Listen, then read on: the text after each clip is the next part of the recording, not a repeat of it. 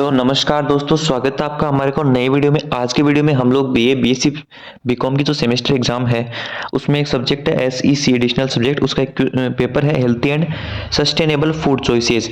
तो उसके जो छोटे वाले क्वेश्चन है वो तो हम लोगों ने अपलोड कर दिए थे, पर जो बड़े क्वेश्चन है हम लोगों ने बड़े 5 क्वेश्चन लिए, इंपॉर्टेंट क्वेश्चन है वो आज की वीडियो में हम लोग देखने वाले हैं। तो वीडियो कंप्लीट देखना, वीडियो को बिल्कुल भी स्किप मत करना। वीडियो अच्छा लगे तो लाइक कर देना, चैनल पर नहीं हो तो सब्सक्राइब कर देना। चलिए अपन एक ही क्वेश्चन है वो देखते हुए चलते हैं, मतलब अपने पास टॉपिक लिए।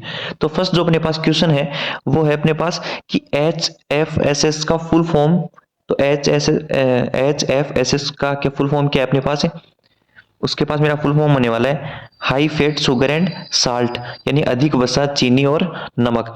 ये ऐसे खाद्य पदार्थ होते हैं जिनमें वसा, चीनी और नमक की मात्रा अधिक होती है और इनका अत्यधिक सेवन स्वास्थ्य के लिए हानिकारक भी हो सकता है। चलिए अब अपना जो बड़ा क्वेश्चन है वो अपन देखते हैं। तो जो फर्स्ट क्वेश्चन होने वाला है वो मेरे पास है, स्वस्थ और अस्वस्थ भोजन की अवधारणा को समझाइए। भोजन की लेबलिंग और पोषक तत्व प्रोफाइलिंग यानी HFSS खाद्य पदार्थों की पहचान में कैसे मदद करता है? तो इसका आंसर देखते हुए चलते हैं अपन।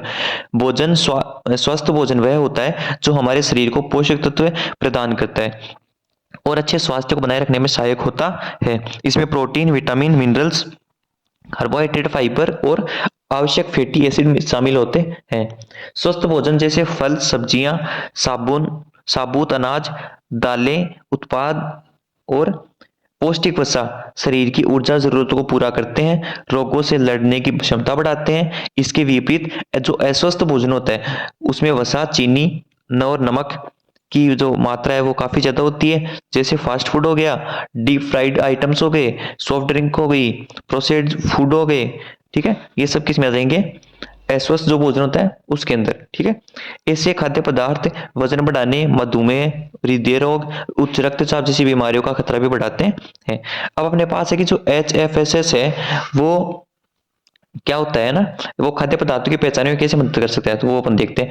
तो HFSS खाद्य पदार्थ वे होते हैं जिनमें वसा, चीनी और नमक की मात्रा वो काफी ज्यादा होती है। ऐसे खाद्य पदार्थों का अधिक सेवन स्वास्थ्य के लिए हानिकारक हो सकता है। इनकी पहचान करने के लिए भोजन लेबलिंग और पोषण जो प्रोफाइलिंग है उसका उपयोग किया जाता है। भोजन लेबलिंग उपभोक्ताओं को मदद उत्पाद में मौजूद पोषक तत्वों की जानकारी देता है, जबकि कैलोरी, वसा, प्रोटीन, कार्बोहाइड्रेट, शुगर और नमक की मात्रा, इससे उपभोक्ता यह तय कर सकते हैं कि कोई उत्पाद है वो स्वास्थ्य के लिए उपयुक्त भी है या नहीं है।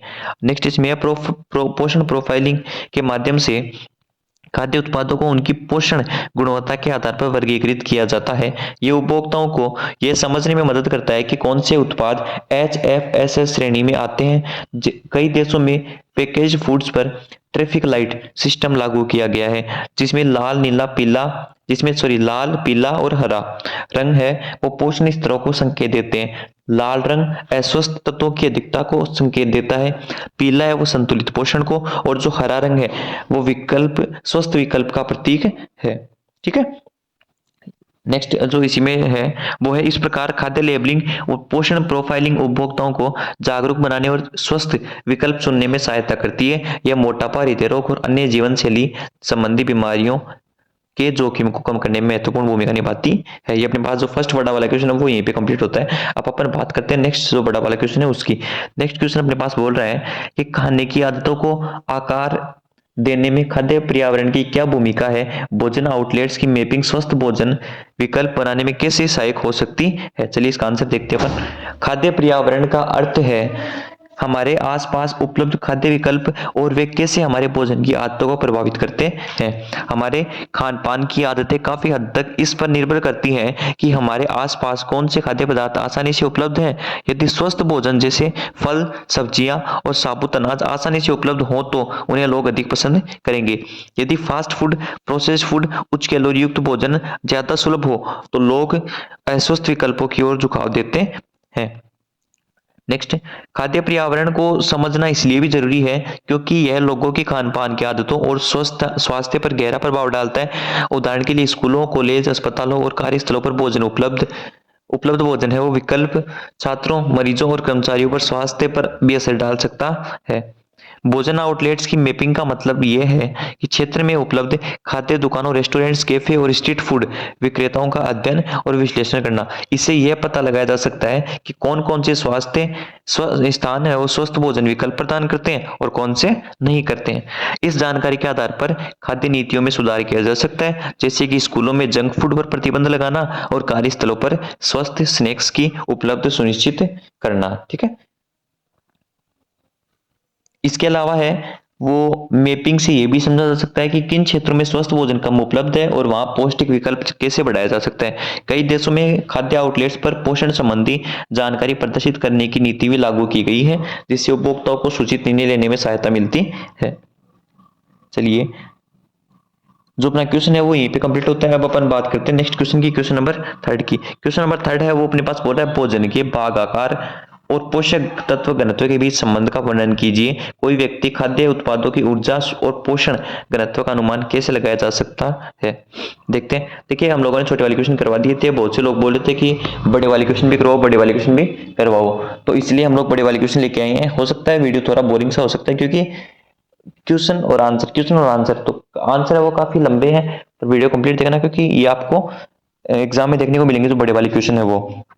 नेक्स्ट अपने पास क्वेश्चन का आंसर देखते हैं अपन, क्वेश्चन नंबर 3 का, कि भोजन का भाग, आकार यानी पोर्शन साइज और पोषक तत्व घनत्व यानी न्यूट्रिएंट डेंसिटी का स्वास्थ्य पर सीधा प्रभाव पड़ता है।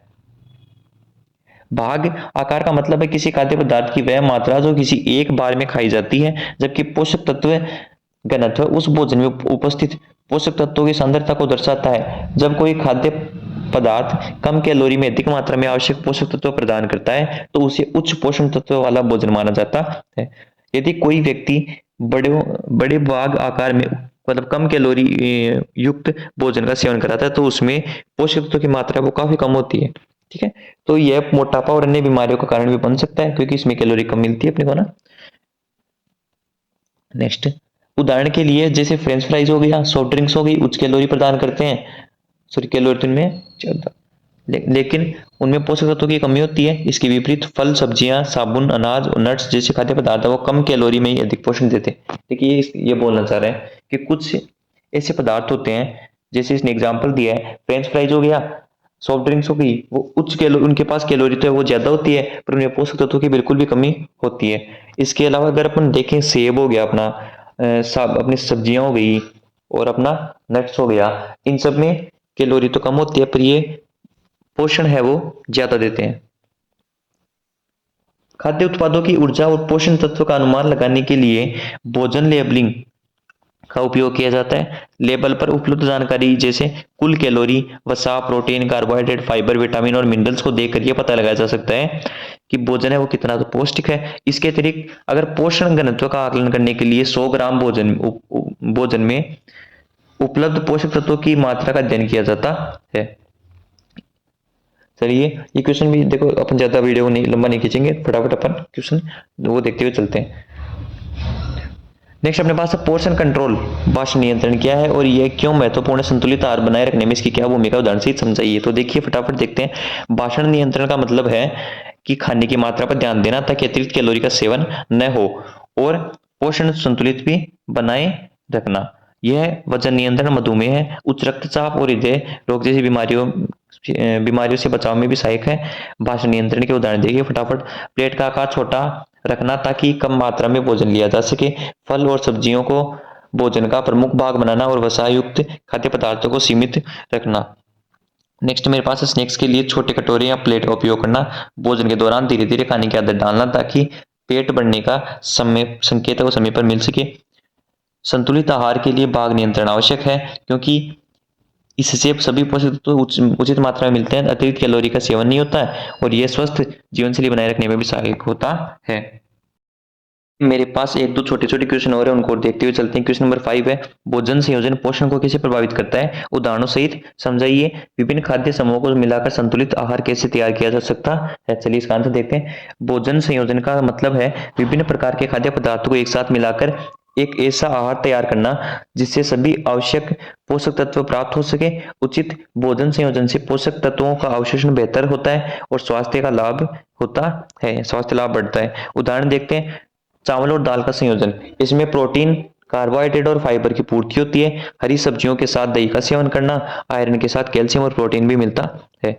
फल और नट्स का संयोजन विटामिन मिनरल्स और हेल्दी फैट्स का अच्छा स्रोत है। संतुलित आहार के लिए यह जरूरी है कि खाद्य समूहों जैसे अनाज, फल, सब्जियां, डेयरी उत्पाद और प्रोटीन स्रोतों को उचित अनुपात में मिलाया जाए। इससे शरीर को सभी आवश्यक पोषक तत्व मिलते हैं और पोषण है वो संतुलित भी रहता है। नेक्स्ट मेरे पास है क्वेश्चन नंबर 6। स्वस्थ भोजन की योजना बनाने और उन्हें तैयार करने का महत्व समझाइए। स्नैक्स, लूप, सलाद और डेजर्ट तैयार करते समय किन किन महत्वपूर्ण बातों का ध्यान रखना चाहिए। तो देखिए, स्वस्थ भोजन की योजना बनाना है वो शरीर की पोषक आवश्यकताओं को पूरा करने और रोगों से बचाव के लिए जरूरी है। यदि भोजन संतुलित और पौष्टिक हो तो यह ऊर्जा स्तर को भी बनाए रखता है और बीमारियों से लड़ने की क्षमता बढ़ाता है। स्नैक्स, लूप, सलाद और डेजर्ट तैयार करते समय किन ध्यान देने योग्य जो बातें हैं वो देखिए। सबसे पहले मेरे पास है ताजे और मौसमी फल सब्जियों का उपयोग करें। अतिरिक्त नमक, चीनी और वसा का उपयोग सीमित करें।